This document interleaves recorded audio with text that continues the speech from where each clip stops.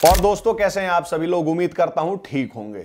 आपको एक कहानी सुनाता हूं, फिर वीडियो शुरू करूंगा। एक गांव है, उस गांव में लोग रहते हैं और उन्हीं लोगों में एक दरिंदा भी रहता है, एक गुंडा भी रहता है, एक माफिया भी रहता है। उस माफिया का उस गांव में एक छत्र राज चलता है। वो माफिया जो है वहां पे पुलिस और सरकार से भी ऊपर है। कारण कि उस माफिया ने, उस दरिंदे ने, उस गुंडे ने पार्टी को चुनाव में वोट डलवाए थे, इसलिए पुलिस और प्रशासन उसके सामने असहाय है। ये जो गुंडा है, ये जो दरिंदा है, ये जो माफिया है, ये उस गांव में रहने वाली महिलाओं को कभी भी उठा लेता है, उनका बलात्कार करता है और जब उसका मन भर जाता है तब उनको छोड़ता है।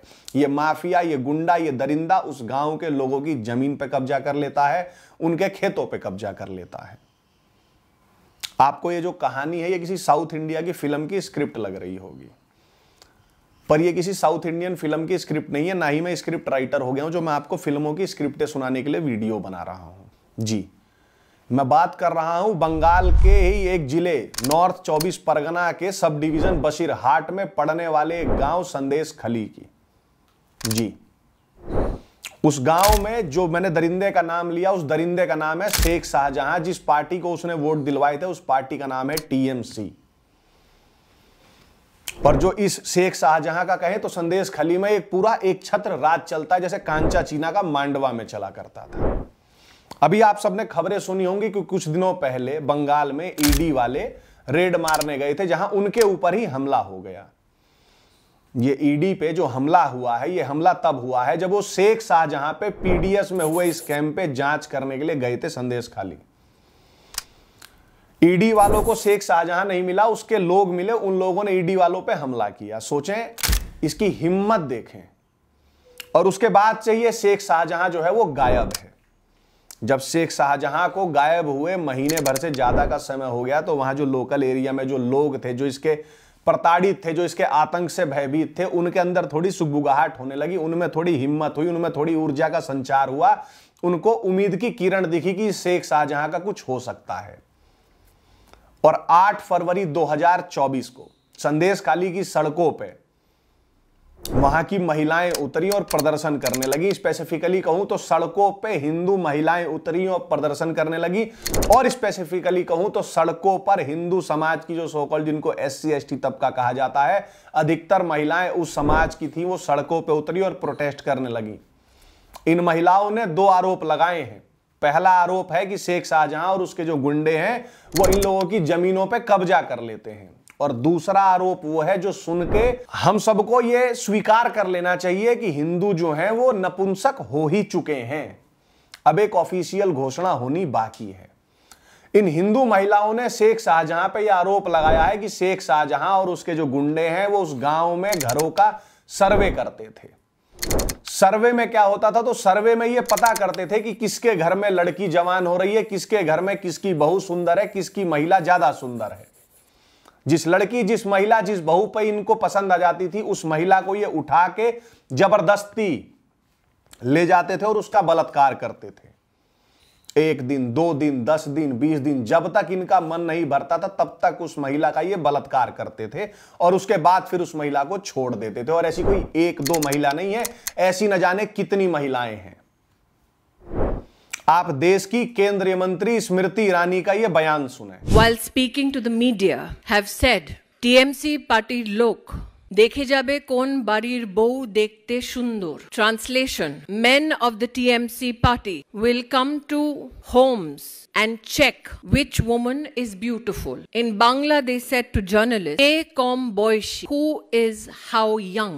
The women of Sandesh Khali have said this to journalists regarding the TMC and their conversation with the husbands of women who are crying out for help.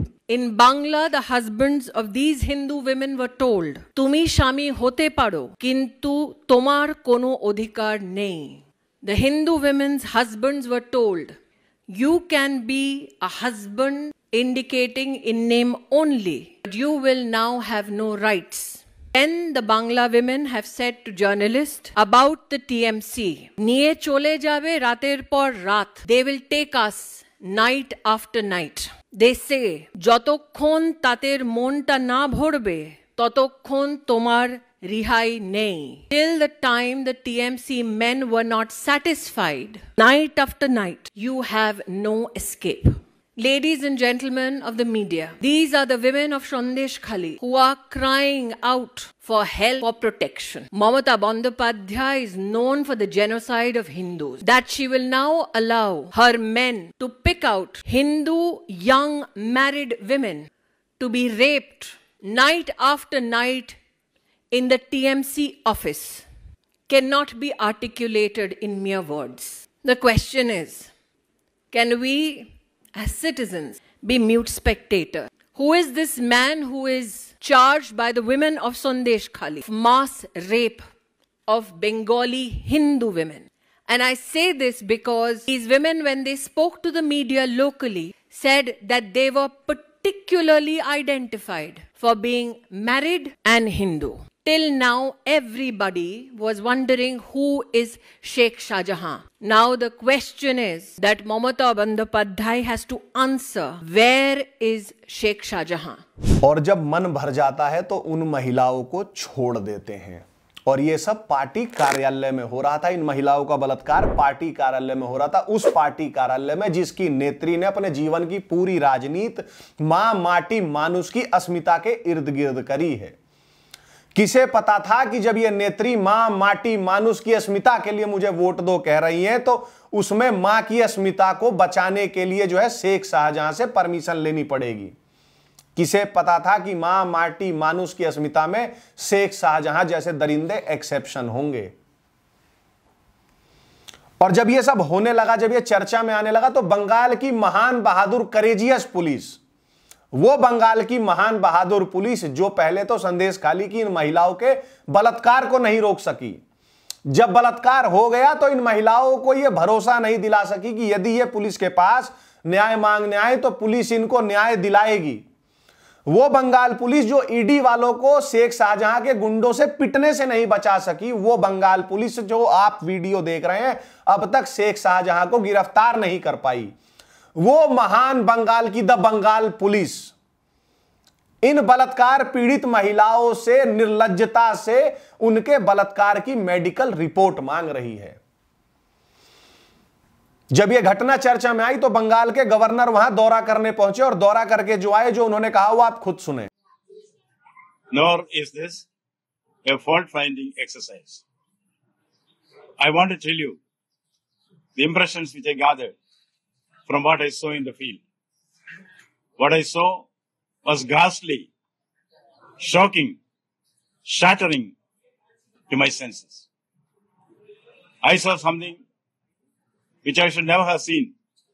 I heard many things which I should never have heard. If you have tears, this is the time to shed those tears. If you have sighs to heave them now. That how horrible human life is, where the law cannot take its course. You know, what I saw there remind me of what Shakespeare said, the hell is empty, all the devils are here. That was the situation which was there. When I listened to my mothers and sisters there, I couldn't believe that this could happen in Kabiguru Rabindranath Tagore's place. Imagine a happy home, husband and wife, grown-up children, including girl children. Some goon comes from inside the house, catches hold of the grown-up child, girl child, assaults the wife in front of the husband and beats up the husband when he protests. This is not fiction. This is not, I was told, happened in this village in the last few days. They know who did this. The goons, they know. They are at large. This shocks civilized senses anywhere. This can never happen. We should fight it out under the Constitution. I will fight it out under the Constitution. I will fight it out within the laws of the land. I will fight it out the democratically elected government of the state.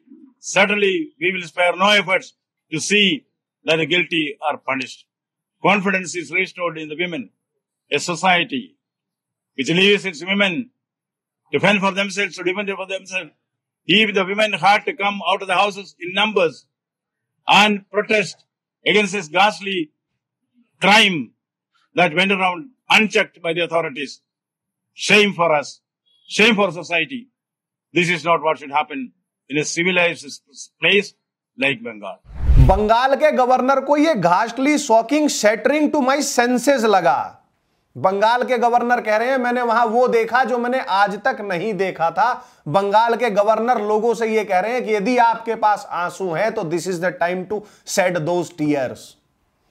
Bengal के governor कह रहे हैं कि महिलाओं का molestation होता था, उनके पतियों को पीटा जाता था और ये फिक्शन नहीं है, they know who did this. पर जैसा कि मैंने आपको बताया कि जो बंगाल की पुलिस है वो बहुत ज्यादा ही बहादुर पुलिस है। बंगाल की बहादुर पुलिस जो है वो महिलाओं के घरों में घुसने लगी। आप इस महिला का बयान सुने। बंगाल पुलिस इस महिला के घर में घुसी है और इसको गाली गलौज करने लगी है। यही नहीं, बंगाल की पुलिस इतनी बहादुर है कि दारू के नशे में धुत आधी रात को एक महिला के घर में घुस गई और उसको मोलेस्ट करने का प्रयास किया, क्योंकि वो महिला पीड़ित थी। उस महिला की खुद जुबानी सुने, ये वीडियो देखें आप। क्या ना बोलो রাত্রিরে স্বামীর সাথে শুয়ে থাকে না শুয়ে থাকে আমাকে বলো আমাকে উত্তর দিতে হবে ওই মহিলাটা এরকম বাজে কথা বললো কেন সেটা আমি জানি না কে হ্যাঁ কে বলেছে আপনাদের সব এসেছে নিয়েছেন সঙ্গে করে ভিডিও আসবো এই মনে ফাটা ফ্যানটা তোলে সবই ঠিক আছে ওকে শুয়ারে বাচ্চা বললো কেন ও কি অন্যায় করেছে ও কার ভাতের থালা নিয়েছে কার ভাতের থালায় ছাই মেরেছে আমাকে বলতে হবে এই শুয়ারে বাচ্চা তুই বেরিয়ে আয় ওই শুয়ারে বাচ্চাটা কি অন্যায় পুলিশ কোনদিন বলে এই শুয়ারে বাচ্চা বেরিয়ে আয়। अब जब सब इतना सब कुछ हो गया, सोशल मीडिया पे कुछ अनाम गुमनाम लोगों ने इस मुद्दे को उठाया और जब ये फिर पकड़ने लगा, जब हम जैसे भी कुछ जो फ्रिंज एलिमेंट हैं, जो अजीत भारती जैसे हैं, नीरज अत्री जैसे हैं, जब लोगों ने इस पे बोलना शुरू कर दिया, लिखना शुरू कर दिया, तो बंगाल की बहादुर करेजियस द बंगाल पुलिस ने एक ट्वीट किया। उन्होंने कहा कि हमारी स्टेट वुमेन कमीशन ने एक 10 जनों की फैक्ट फाइंडिंग टीम बनाई है जिसमें सभी महिलाएं हैं, जिसका नेतृत्व तो वहां के डीआईजी सीआईडी कर रहे हैं। और उन्होंने पाया है कि ये सब आरोप जो है वो बेसलेस हैं, हमारे पे ऐसी कोई कंप्लेंट नहीं आई है। साथ ही बंगाल पुलिस ने जो है वो NCW national commission for women का भी हवाला दिया कि नेशनल कमीशन फॉर वुमेन जो है वो भी हमारी ही बात की पुष्टि करती है। अब national commission for women Bengal police के इस फैक्ट की कितनी पुष्टि करती है, आप नेशनल कमीशन फॉर वुमेन द्वारा जारी किया गया यह बयान अपनी स्क्रीन पर देखें। नेशनल कमीशन फॉर वुमेन की जो टीम है वो 12 जनवरी 2024 को वहां गई थी। Shockingly, the team's findings revealed a distressing pattern of negligence and complicity on the part of the Bengal government and law enforcement officials.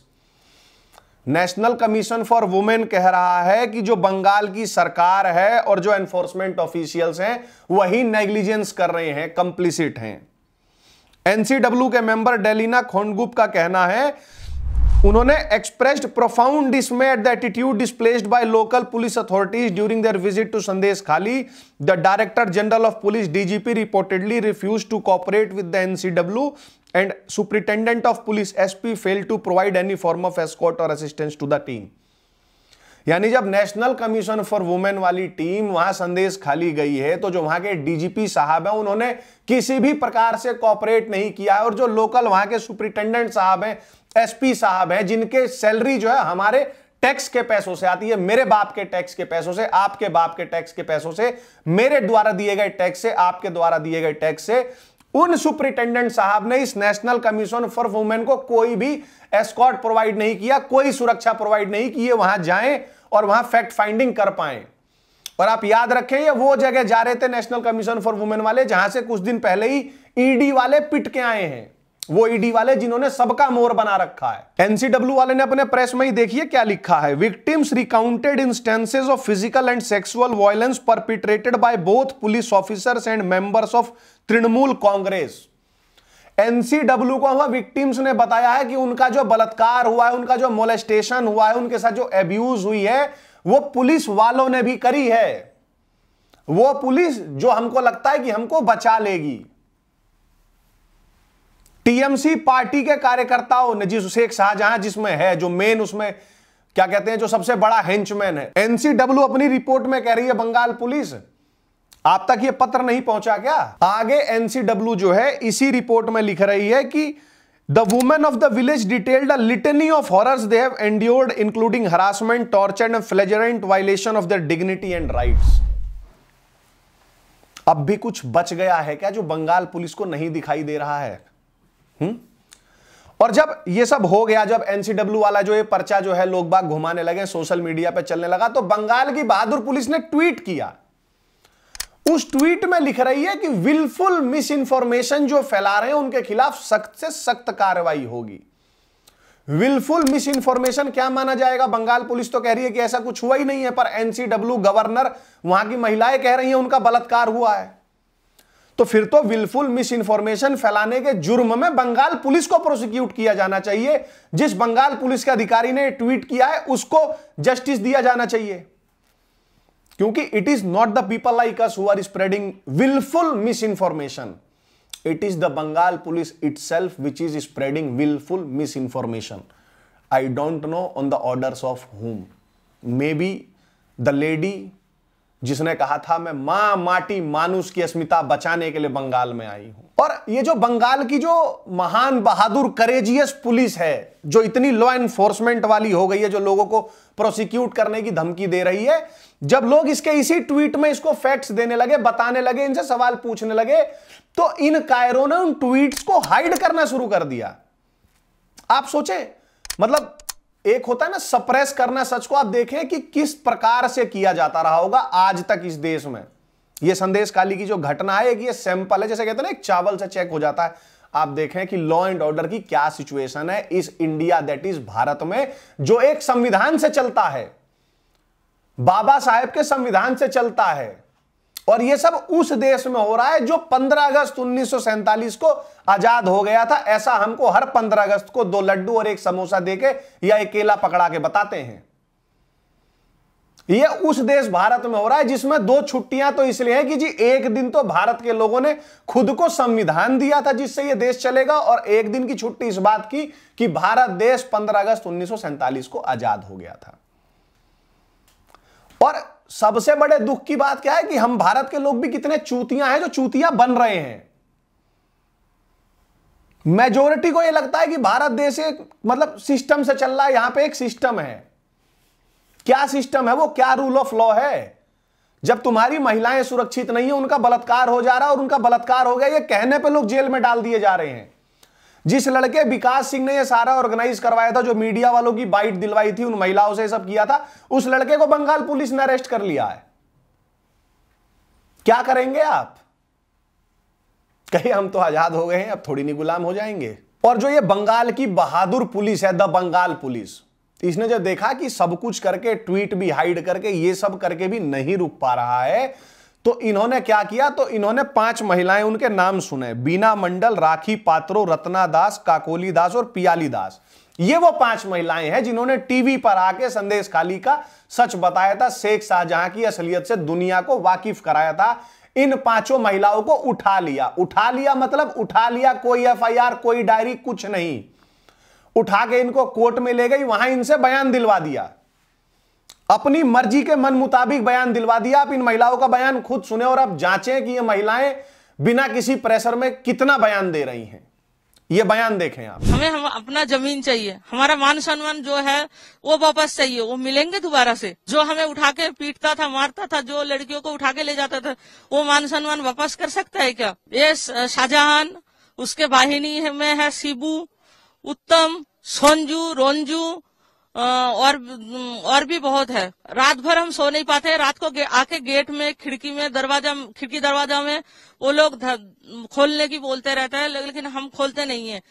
अब पुलिस है कि आम इंसान है ये तो पता नहीं है, लेकिन सारे यूनिफॉर्म में नहीं रहते हैं। रात को जब आते हैं वो लोग 12 बजे की बात, 1 बजे की बात, आके टॉर्च मारते हैं, गेट पीटने लगता है, लेकिन हमने कभी खोले नहीं है।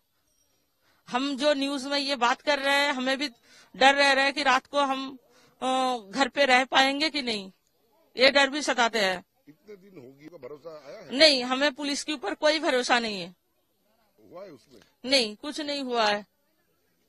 अभी हम क्या चाहते हैं, हम तो डरे हुए हैं। प्रशासन के ऊपर भी हमें भरोसा नहीं है। हम जो आंदोलन कर रहे हैं वो करते रहे, आगे भी करेंगे जब तक ये शाहजहां पकड़ा ना जाए। पकड़ेगा आप? ये पुलिस, राज्य पुलिस कभी नहीं पकड़ेंगे शाहजहां को तो शिबू को कभी नहीं पकड़ेंगे राज्य पुलिस। हमें तो भरोसा नहीं है। हाँ, इसमें केंद्र सरकार हस्तक्षेप करे, आधा सामरिक बाहिनी आ जाए यहाँ पे, हम यही चाहते हैं। हमें राज्य के ऊपर कोई भरोसा नहीं है। और फिर जब बंगाल की बहादुर द बंगाल पुलिस को लगा कि अब हमने पूरा व्हाइट वॉश कर दिया है, फिर बंगाल पुलिस जो है वो अपने ट्विटर हैंडल से रसगुल्ले की फोटो ट्वीट कर रही है।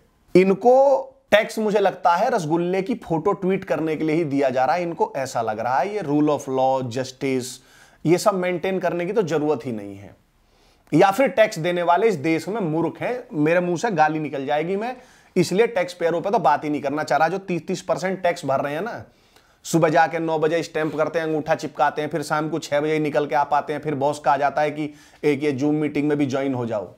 ये इसलिए गधों की तरह खट रहे हैं कि जाएं, कमाएं और फिर उस आय का एक बहुत बड़ा हिस्सा जो है वो इन जजिया खोरों को दे दें, क्योंकि रसगुल्ले की फोटो भी तो ट्वीट करनी है भाई। पुलिस के पास इससे जरूरी काम क्या हो सकता है, आप बताएं। और हमारे देश में जितने भी ये सो कॉल्ड, मतलब जो अपने आप को खुद ही 36 बार बोल देते हैं हम बहुत ब्रेव पत्रकार हैं, we speak truth to the power, है ना, हमारा काम है सवाल पूछना, जो अडानी से सवाल नहीं पूछ पाते तो हिंडन नदी में जाके हिंडन और हिंसबर्ग चिल्लाने लगते हैं।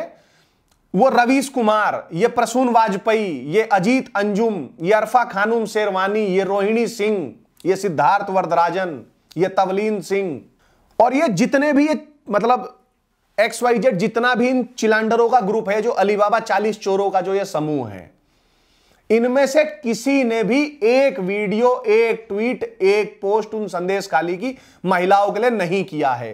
ये फे डिसूजा जो खुद बहुत बड़ी फेमिनिस्ट बनती है, या भारत देश की तथाकथित जितनी भी फेमिनिस्टने हैं, जो फेमिनाजीज हैं, ये ऑल इंडिया सेक्सुअल असॉल्टर्स वाले, आईसा वाले, या लेफ्ट के जितने भी स्टूडेंट ऑर्गेनाइजेशन है, जो बिल्किस बानो के लिए मतलब जो ऐसा लग रहा था जहर खा लेंगे, उनमें से कोई से ने भी संदेशखाली की महिलाओं के लिए कुछ भी नहीं किया है, एक पर्चा तक जारी नहीं किया है। क्या संदेशखाली में जो महिलाएं हैं वो महिलाएं नहीं है, या उनको फेमिनिस्टें जो है महिला नहीं मानती, या वो इनके नैरेटिव को सूट नहीं करती? और आप सोचें ये सब 2024 में घटित हो रहा है, जहां हम आर्टिफिशियल इंटेलिजेंस की बातें कर रहे हैं, वर्चुअल रियलिटी में जीने की बातें कर रहे हैं, हम चांद पे जाने की बातें कर रहे हैं, जहां हम 1 मिनट में दुनिया के किसी भी कोने में किसी से भी कभी भी संवाद स्थापित कर सकते हैं, तब की बात कर रहे हैं। उस 2024 में हो रहा है जब टीवी चैनलों पर 24 घंटे लगातार ब्रेकिंग न्यूज़ें चल रही हैं। नीरज अत्री ने ऐसा लिखा है, नीरज अत्री का ऐसा कहना है, मैं उनकी बात ही आपको पढ़ के सुना देता हूं। नीरज अत्री जी का संदेशखाली पर यह कहना है कि Sandeshkhali horror story is a sure sign that the system we have adopted is a filth. If a system cannot protect women, shame on those who created the system and shame on us if we let it continue. Neeraj Atri ji का यह कहना है। आप सबके समझ में आ रही है वो क्या कह रहे हैं? या कहो कि जी हमने तो उनका एक व्यू बढ़ा दिया, हमने उन पे एहसान कर दिया, इतना ही बहुत है, अब इससे फालतू तो नीरज अत्री जी जाके कर लें। या 2 लड्डू एक समोसे या 2 लड्डू एक केले का ज्यादा मुंह हो गया है कि भैया अगर हम आपकी बात मान लेंगे तो फिर तो हमको ये थोड़ा शक होने लगेगा कि हम 15 अगस्त को आजाद हुए थे, फिर हमें वो लड्डू केले कैसे मिलेंगे? तो वो लड्डू केले, वो समोसे ही, वो 2 छुट्टियां जो साल में मिलती हैं, बहन बेटी के सम्मान से ऊपर हैं क्या? मेरे गुरु से बात हो रही थी वाले संदेशखाली वाले इंसिडेंट्स पे, तो उन्होंने कहा भतीजे जो समाज अपनी बहन बेटी के अपमान के साथ जीना सीख जाता है वो मृत समाज हो जाता है, and that society should die the sooner the better. तो या तो हिंदू समाज तय कर ले कि उसको जीना है या सेल्फ सुसाइड करना है, क्योंकि महिलाओं के अपमान को जो समाज सह गया, मुझे नहीं लगता कि वो जीवित समाज होगा। और मुझे समझ में ये नहीं आता है कि हर चीज का एक ब्रेकिंग पॉइंट होता है, एक मेल्टिंग पॉइंट होता है। हिंदुओं का वो मेल्टिंग पॉइंट, ब्रेकिंग पॉइंट कब आएगा? हिंदू महिलाएं जो हैं, उनके घरों के मर्द जब बाहर कभी लड़ने चले जाते हैं, आसपास में भी लड़ाई हो जाती है, अपने बच्चों को ये कहती हैं कि बाहर लड़ने जा रहे हो, तुम्हें पता है कुछ हो गया तो क्या होगा? वो तमाम हिंदू महिलाएं, वो तमाम हिंदू बहनें, वो तमाम हिंदू जो महिलाएं, भाभियां, पत्नियां, दादियां, चाचियां जितनी भी हैं, जो अपने घर के मर्दों को लड़ने से ये कह के रोकती हैं कि तुम्हें पता है लड़ने जा रहे हो, कल को कुछ हो गया तो क्या होगा, वो ये जान लें कि यदि हिंदू मर्द बाहर लड़ने नहीं जाएंगे तो संदेश खाली होगा। और मेरे गुरु कहते हैं कि when men of a society die, women are the worst sufferers. मानव सभ्यता के इतिहास को उठा के जितने भी युद्ध लड़े गए हैं उनका इतिहास आप पढ़ लें, जान लें, किताब मेरे से ले जाइए, आप पा जाएंगे कि मर्द तो मर जाते हैं, सबसे ज्यादा सहना वहां की महिलाओं को पड़ना है। मुझे दुख इस बात का है कि महिलाएं झेल तो रही हैं, सह तो रही हैं, परंतु उनके मर्द अब भी जीवित हैं। They are alive for what and why are they alive? Sandeshkhali की किसी महिला को शेख शाहजहां बलात्कार के लिए उठा के ले गया, उस घर का, उस हिंदू महिला का पति जिंदा रह के भी क्या उखाड़ लेगा? वो किसके भरोसे बैठा है? और मेरे गुरु ये भी कहते हैं कि हम हिंदुओं से बड़ा पाखंडी भी कोई नहीं, हम पूजा श्री कृष्ण की करते हैं। वो श्री कृष्ण जिसने मात्र एक महिला के अपमान पर पूरे कौरव वंश का समूल विनाश कर दिया। अभी हमारे राजा राम का मंदिर बना है, उनकी प्राण प्रतिष्ठा हुई है, प्रधानमंत्री नरेंद्र मोदी वहां गए थे, पूरे देश में हर्षोल्लास का माहौल है, सबने दिवाली मनाई, मैंने भी मनाई, आपने भी मनाई। हम हिंदू उस राजा राम को भी नहीं अपना पा रहे हैं, उस राजा राम को जिसने सीता हरण के अपराध के कारण रावण और उसकी सोने की लंका दोनों को नष्ट कर दिया था। और हम हिंदू इतने कायर हैं, इतने झूठे हैं, इतने फ्रॉड हैं कि हम ये कहते हैं कि हम तो अपने शस्त्रों में मानते हैं, हमारे शास्त्रों में मानते हैं जी हमारे यहां 7 जन्म होते हैं, हमारे यहां रीबर्थ होता है, हम कोई अब्राहमिक्स थोड़ी नहीं कि हमारे यहां लाइफ एक ही है। तो अरे कायर हिंदुओं, अगर इस जन्म में मर भी जाओगे तो हमारे में तो 7 जन्म होते हैं। या तुम भी कायदे से मांसाहारी अब्राहमिक्स वाली रहे हो, बस नाम में हिंदू बच गए हो।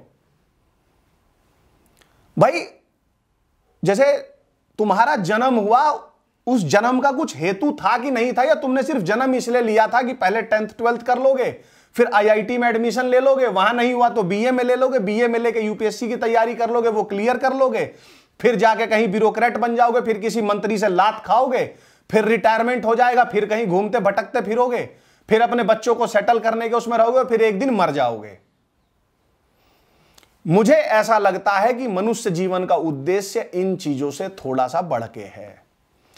और जिन हिंदुओं को यह भ्रम है कि ये स्टेट हमें बचा लेगा, ये पुलिस हमें बचा लेगी, ये कोर्ट हमें बचा लेगी, ये नेता हमें बचा लेंगे, ये संगठन हमें बचा लेंगे, ये जितने भी जाति के संगठन बचे हैं हमें बचा लेंगे, तो स्टेट तो तुम्हें कितना बचाएगा ये तो मैं तुम्हें जब फिजिकली मिलूंगा तुमसे तब बताऊंगा। अभी ये संगठनों के भरोसे जो हैं, आप मुझे ये बताएं भारत देश में हिंदुओं के कितने संगठन हैं? कुछ नहीं तो 50,000 तो होंगे ही, मरे से मरे।